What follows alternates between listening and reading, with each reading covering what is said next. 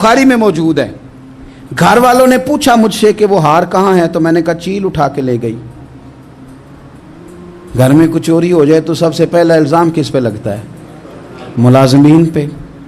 کہتے انہوں نے مجھے بڑا مارا، بڑی تکلیف تھی، حتیٰ کہ میری شرمگاہ تک کی تلاشی لی، میری عزت اتنی خراب کی میں بتا نہیں سکتی. میں نے اپنی زندگی میں ایک واقعہ دیکھا، ایک امیر گھر میں چوری ہو گئی، ملازم کو اتنا مارا کہ وہ چارپائی پہ پڑ گیا. پولیس والوں سے اتنی مار پروائی گئی کہ وہ بیچارہ چارپائی پہ پڑ گیا، اور پھر وہ اتنا بیمار ہوا اور کچھ دنوں کے بعد پتہ چل گیا کہ چور تو اپنا بیٹا ہے ان کا. پھر اس کا انتقال ہو گیا. اب وہ سیٹھ صاحب اور گھر والے آ کے مرنے والے کے کان میں معافیاں مانگ رہے ہیں، کان میں. تو میں نے ان سے پھر کہا تھا کہ یہ تو اب چلا گیا ہے، تمہارا زور چلتا تھا نا، تو تم نے قانون خریدا اور تم نے اسے جتنا ہو سکا تم نے اسے مار پڑوائی. تمہارے پاس جو عدالتیں تھیں تم نے وہاں کارروائی کی، اب ایک عدالت قیامت کے دن لگے گی. یہ کمزور تھا نا، کچھ کر نہیں سکا. میرے نبی پاک صلی اللہ علیہ وسلم نے فرمایا سن لو، اگر سینگ والی بکری نے بغیر سینگ والی بکری کو تکلیف دی ہوگی نا تو قیامت کے دن اسے بھی بدلہ دینا پڑے گا کہ تیرے پاس سینگ تھے اور تو نے اسے مارا تھا. وہ خاتون عرض کرتی ہے سیدہ عائشہ کی خدمت میں کہ مجھے بڑا مارا، مجھے تکلیف دی، میں کہہ رہی تھی کہ میرے سامنے چیل لے گئی ہے پر وہ نہیں مان رہے تھے. اماں جی انہوں نے مجھے بڑا مارا. حضرت عائشہ صدیقہ کہتی ہیں پھر کیا ہوا؟ کہنے لگی اماں جی جب کوئی میرا مددگار نہ رہا، مجھے تکلیف دے رہے تھے، رسوا کر رہے تھے، تو میں نے اپنے رب سے مدد چاہی، میرے رب کی طرف میں نے توجہ کی، میں نے کہا مالک اب تو ہی میرا مددگار ہے. کہتی ہے وہ مجھے مار رہے تھے تو وہ چیل جو ہار لے گئی تھی وہی لے کے واپس آ گئی، اور ہمارے سروں کے قریب لا کے اس نے جب اس ہار کو پھینکا، وہ مجھے چھوڑ کے سائیڈ پہ ہوئے، وہ میری بے گناہی جان گئے. لیکن آپ کو بتاؤں اس دن سے میرا اپنے رب پر یقین اور بڑھ گیا. مجھے سمجھ آ گئی کہ جب انسان پورا ٹوٹ جاتا ہے اور جب کوئی چاروں جانب اس کا مددگار نہیں ہوتا تو رب تو ہوتا ہے نا، اللہ تو اس کا مددگار ہوتا ہے نا، وہ تو پھر اپنے اس بندے کی مدد کرتا ہے نا، پھر وہ تو توانائی دیتا ہے نا، وہ تنہا نہیں چھوڑتا، وہ تو آنسوؤں والوں کے آنسوؤں پہ بڑا کرم فرماتا ہے، وہ تو قسم پرسی میں آ جاتا ہے، اس کی رحمت بڑھ کے استقبال کر لیتی. تو بھائی جب آپ پر اللہ کی حکمت کے تقاضے پورے ہونے لگیں اور زندگی میں کبھی کوئی ایسا وقت آئے کہ آپ محسوس کریں کہ تنہا رہ گئے ہیں اور کئی اپنے بھی مخالفین کی جماعت میں نظر آنے لگے ہیں، تو اس وقت پھر دل، روح، زبان اور ذہن کو یکجا کر کے سمجھ لینا کہ جب ساری دنیا ساتھ چھوڑ جاتی ہے تو رب کی رحمتیں اس وقت بھی ساتھ رہتی ہیں اور اللہ کی مدد اس وقت بھی بندے پہ کرم نوازی کرتی ہے. ایک اور حدیث سنیں، لطف کی بات یہ ہے یہ بھی بخاری میں ہے، یہ بھی واقعہ بخاری میں ہے. اللہ اکبر. ایک شخص نے ایک بندے سے قرض مانگا، اس نے کہا مجھے قرضہ دو. وہ کہنے لگا کہ کتنا قرضہ؟ اس نے کہا 1000 دینار. دینار سونے کا ہوتا تھا، درہم چاندی کا ہوتا تھا. 1000 دینار چاہیے. اس نے کہا کوئی گواہ ہے تیرے پاس؟ غریب کا گواہ بھی کوئی نہیں بنتا.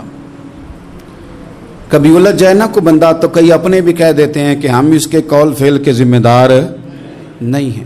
ایک غریب آدمی کو قرض کی ضرورت پڑ گئی، 1000 دینار چاہیے.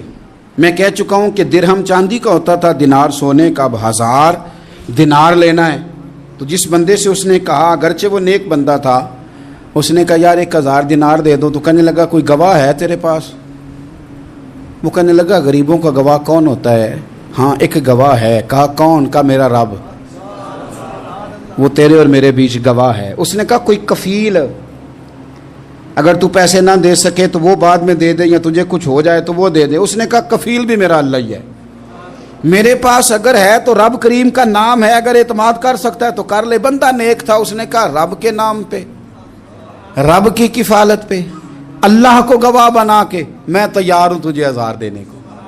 اس نے 1000 دینار دے دیا. وقت واپسی کا طے ہو گیا، وہ چلا گیا پیسے لے کے. اس نے پوری محنت کی کہ میں نے وقت پہ پیسے لوٹانے. पूरी मेहनत भी कर ली, अल्लाह ने मदद भी कर दी, पैसे भी उस तारीख को उसे मिल गए, बाद लोगों का तो लौटाने का दिल ही नहीं ना होता। फरमाया हदीस पाक में कि तू लौटाने का इरादा कर, रब तेरी मदद भी फरमाएगा। लेकिन यहाँ बहुत सारे लोग कहते हैं खैर है, इरादा ही नहीं, तो फिर जिस तरह का बंदे का गुमान हो रब भी उसी तरह का मामला फरमाता है। उसने पैसे जमा भी कर लिए और वापस देने को तैयार भी हो गया, लेकिन रास्ता बहरी जहाज का था, कश्ती का था, दरिया के रास्ते वापस आना था। अब वो जब आ गया दरिया के किनारे तो बड़ी कोशिश की, पर वहाँ उसे कोई कश्ती नहीं मिली। वक्त पे पैसे लौटाने हैं, सफ़र करना है, अब सवारी मुयस्सर नहीं है। सोच सोच के परेशान था कि मैंने तो अल्लाह के नाम पे लिए।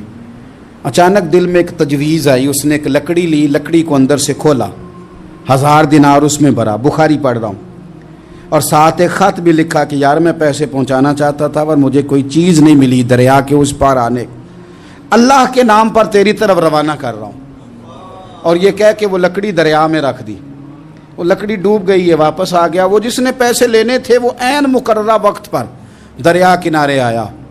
सुबह से सरे शाम तक उसने इंतज़ार किया, दिल ढलने लगा तो दिल में ख्याल आ गया कि यार नहीं, उसने देने ही नहीं, झूठा वादा कर गया, पहुंचा ही नहीं वक्त पे। अब जब वापस लौटने लगा तो अचानक दरिया में एक लकड़ी तैरती हुई दिखाई दी। कहने लगा ले जाता हूँ, शाम को रोटियां पकाने के काम आएगी, ईंधन बना के जला लूँगा, हंडिया पक जाएगी। लकड़ी उठा के जलाने के लिए घर लाया, गुमान था कि वो नहीं आया वादा करके, अल्लाह को कफील और वकील बना के और गवाह बना के फिर भी नहीं आया। लकड़ी लेके घर गया, बुखारी है, और जब उसको चीरा ना कि मैं इसकी आग जलाऊंगा, खोला तो अंदर से 1000 दिनार भी निकल आया, खत भी निकल आया। अब जरा समझना, उसके दिल में बात किसने डाली कि तू लकड़ी में पैसे डाल दे? अल्लाह ने। उस बंदे को मुकर्ररा वक्त पे किनारे भेजा किसने? लकड़ी सिर्फ उसी के हाथ आई तो ये बंदोबस्त किया किसने? अल्लाह ने। घर जाके चीरी तो पैसे बाहिफाजत उस तक पहुंचाए किसने? तो फिर हमें भी तवज्जो अल्लाह की जानिब भी करनी चाहिए, हमारे पे दिल की तवज्जो रब की तरफ ही होनी चाहिए ना। हमें इधर उधर जाने की, देखने की, बंदों पर गौर करने की जरूरत क्या है? वो पैसे पहुंच गए, ये वहां अपनी जगह पे परेशान था, इसने 1000 दिनार और जमा किया।